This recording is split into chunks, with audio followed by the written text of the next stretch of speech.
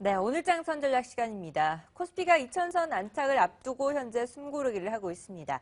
지난주 금요일 코스피는 1992선으로 마감을 했는데요. 이번 주에는 과연 종가 기준으로 2000선 안착이 가능할지 시장에 대한 전망과 함께 또 시장에 호재로 작용할 만한 것들 살펴보면서 전략을 세워보도록 하겠습니다. 유진투자증권 명동지점의 김영재 부장과 함께합니다. 안녕하십니까? 네, 안녕하십니까? 네, 지난주 흐름을 살펴보면 일단 유가도 급등을 했습니다. 7% 가까이 오름세를 시현했고 그리고 일제히 우리 시장에서도 외국인들이 꾸준하게 매수를 보여줬는데 그럼에도 불구하고 큰 폭의 오름을 보여주지 못해서 아쉽다라는 생각이 드는데요. 시장에 발목을 잡고 있는 것들 어떤 것들이 있나요? 네, 일단 뭐 지수가 행보 국면을 좀 연출하고 있는데요. 이러한 모습이 나타나는 이유는 시원스럽게 상승을 이끌어줄 모멘텀이 부족하기 때문이라고 일단 볼 수 있습니다. 일단 3월 증시에서 가장 기대가 되었고 실제 증시를 견인했다고 할 수 있는 정책 기대 모멘텀이 이제 일단 주요 정책들을 이미 확인함으로써 현재는 기대감이 좀 사라졌다라고 할 수 있습니다. 여기에 뭐 글로벌 증시 상황을 좀 살펴보면 미국 다우지수가 연중 최고가에 근접하긴 했지만 아직 최고가 하단에서 유지하고 있고요. 또한 주요 선진국 지수들이 연중 고가 대비 많이 하락한 상태에 있기 때문에 연중 신고가를 돌파한 우리나라 코스피 지수가 주변 국가들의 도움 없이는 뭐 쉽게 치고 올라가지 못하고 있다고 좀 봐야 될 것으로 보이고요.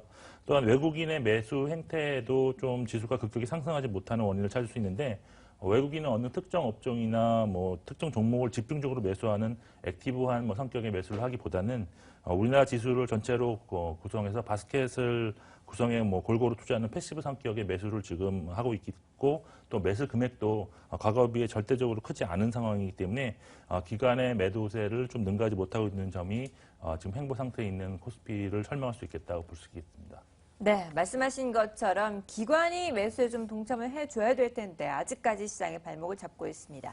지난 금요일장에서도 코스시장 외국인들은 매수를 보여줬는데 기관은 3,400억 원대 매도 우위를 나타내고 있는 상황인데요. 언제쯤 매수로 전환을 해줄까요, 기관은?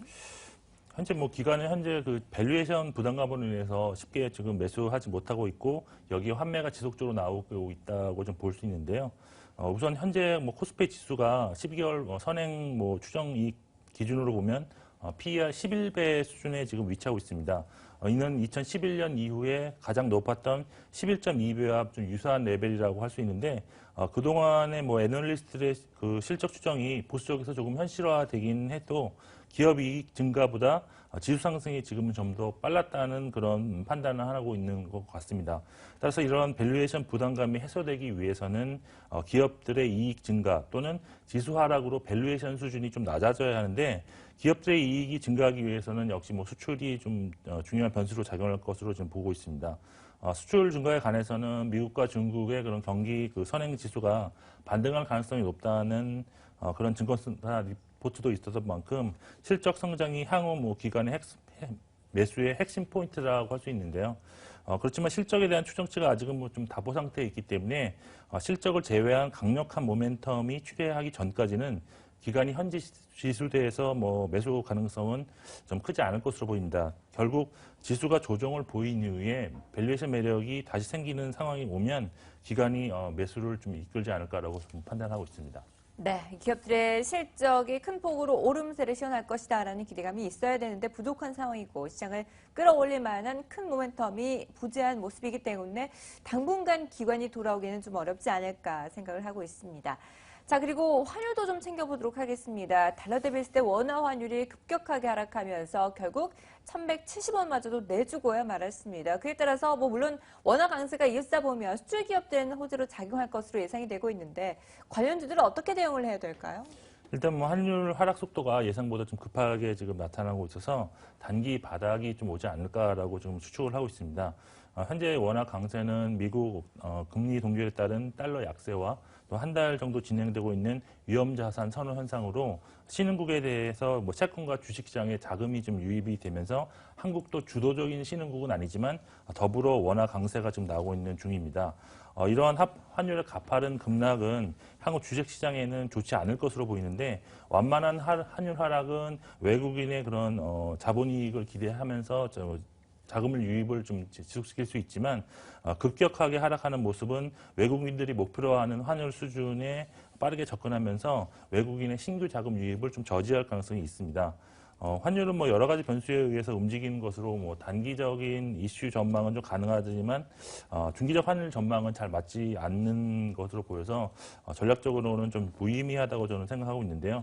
일단 원화 강세 수혜주는 일단 기대 심리로 인해서 단기적으로 뭐 많이 좀 상승했다. 특히 뭐 음식료 관련주들은 단기적으로 10% 이상 상승했다고 볼 수 있습니다. 그렇지만 본격적인 이익 회복이 나타나기 위해서는 원화 강세 같은 경우에는 뭐 수개월 정도 좀 지속되어야만 실적으로 연결될 수 있을 것으로 일단 판단할 수 있기 때문에 현재는 원화 약세 수혜주, 특히 수출주 관련주들을 이번 환율 하락으로 조정을 보일 때 매수하는 전략이 더 유리하지 않을까라고 저는 판단을 하고 있습니다. 네, 음식료를 중심으로 해서 단기 급등의 현상을 보여줄 수 있을 것으로 보입니다. 조정이 올 때마다 수주주들 매수를 해보자라는 전략까지 제시를 해주셨습니다. 자, 그렇다면 정유주들 흐름도 좀 살펴보도록 하겠습니다. 최근에 유가가 많이 바닥을 치고 올라오는 모습. 지난달에 13년 만에 최저치를 기록한 이후부터 50% 이상 급등하는 현상을 보여주고 있는데요. SK이노베이션 같은 경우에도 52주 최고가를 기록했다가 다시 하락으로 마감을 했습니다. 물론 SOL은 상승 마감하는 모습이었는데 이와 관련된 종목들에 대해서는 또 어떻게 대응 전략을 차별화시켜야 될까요? 일단 먼저 정유사들은 뭐 유가가 뭐 작년부터 하락한 이후에 저 유가 하락으로 인해서 제품가에서 원료가를 뺀 마진 스프레드가 개선되면서 꾸준한 이익 상승을 좀 향유하고 있습니다. 최근 1분기에는 마진 스프레드가 조금은 축소되었지만 그렇지만 뭐 공급 조절에 따른 것으로 좀 분석되고 있어서 다시 마진은 확대된다는 그런 리포트들이 많이 나오고 있습니다. 그렇지만 정유사들의 이 현재와 같은 이익 구조에서 가장 조심해야 되는 것은 유가의 급등이라고 할 수 있는데 급등 시에는 재고평가 이익이 나타날 수는 있지만 제품가는 조금 상승하고 원료가는 크게 상승해서 마진이 축소되는 상황에 좀 직면할 수 있기 때문에 여기서 유가가 추가적으로 급하게 상승한다면 큰 리스크에 노출될 수도 있습니다. 그러나 아직까지는 유가가 급등하기보다는 여기서 조정 가능성이 더 높다고 판단되고 주가도 추세적으로 상승하는 그런 단계가 지금 지속적으로 나오고 있기 때문에 여기서 매도하기보다는 보유하는 투자 의견이 더 맞다고 저는 판단하고 있고요. 그렇지만 현 시점에서의 신규 매수보다는 벌어져 있는 뭐 이동평균선과의 이격이 좀 축소되는 그런 시점에서 신규 매수가 좀 가능하지 않을까라고 좀 판단을 하고 있습니다. 네, 일단은 정유주에 대해서 보유 의견 제시해 주셨고요. 주일평선들의 이격이 줄어들 경우에는 다시 한 번 더 매수 의견을 나타내 주셨습니다. 자, 그리고 조선주들 흐름도 챙겨보도록 하겠습니다. 현대중공업, 대우조선해양 각각 1%, 2% 강세를 시현해 줬는데 그런데 이 조선주들 그동안 많이 바닥을 기었기 때문에 단순히 기술적인 반등으로 봐야 될지 추세 전환으로 봐야 될지 궁금해지네요. 본격적으로 반등이 시작된 건가요? 일단 뭐 반등이 진행되고 있다고 볼 수는 있는데 조선주 같은 경우에는 본격적인 이익 구간에 진입해도 투자에는 좀 늦지 않다라고 저는 판단을 하고 있습니다. 최근 조선주의 반등의 원인은 일단 유가 반등에 따른 뭐 순환매, 그다음에 이란 수주 기대감 등을 작용하면서 저점을 좀 높였다라고 볼 수가 있는데요. 유가가 지금 반등할지라도 이 정도 선에서는 해양 플랜트에 대한 수요가 나타나지 않을 것이라는 증권사 보고서가 지금 현재 좀 나오고 있는 상황입니다. 결국 조선주가 본격적인 반등이 나오는 시기, 즉 업황이 회복된다는 시그널이 나오기 위해서는 유가의 경우에는 약 한 70달러 선에 좀 진입을 해야 될 것 같고요. 그리고 해운 및 벌크선의 운임이 좀 상승하는 모습이 나타나야 되고 또한 선박 가격의 상승 그리고 글로벌 물동량 증가와 함께 현재 바닥권에 위치한 수주 잔고 증가 등이 좀 선행되어야 될 것으로 저는 판단을 하고 있습니다.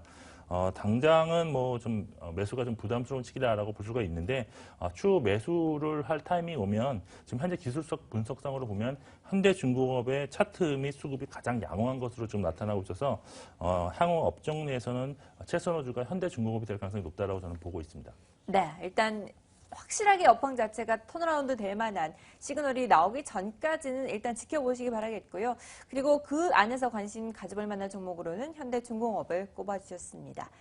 자, 그럼 한 주간의 전략을 또 알차게 세워보도록 하겠습니다. 첫 단추를 잘 깨야 될 텐데 이번 주에도 기대감은 남아있는 상황입니다. 어떻게 대응 전략을 세워봐야 될지 또 이번 주 안에서 관심 가져볼 만한 종목 있으면 하나 제시해 주시죠. 네, 당분간 뭐 국내 지수는 뭐 정책적 기대가 좀 소멸함에 따라서 모멘텀 부재 현상이 나타날 가능성이 높기 때문에 아무래도 선진국 증시에 연동할 가능성이 좀 높다고 저는 판단을 하고 있습니다.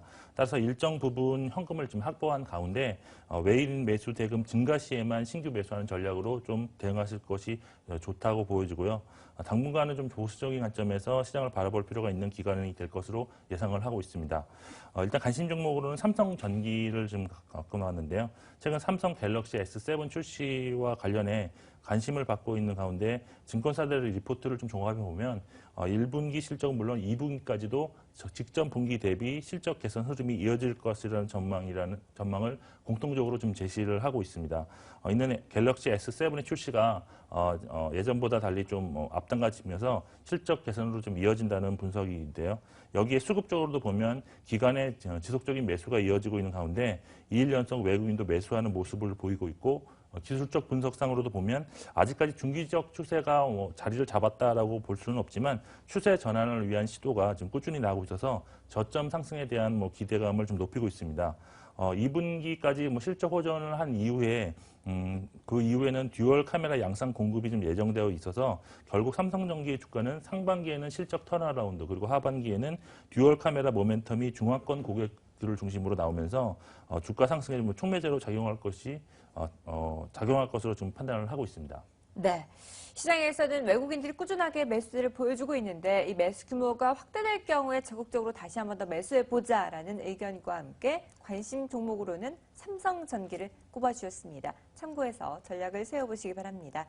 네, 지금까지 유진투자증권 명동지점의 김영재 부장과 함께했습니다. 말씀 감사합니다, 부장님.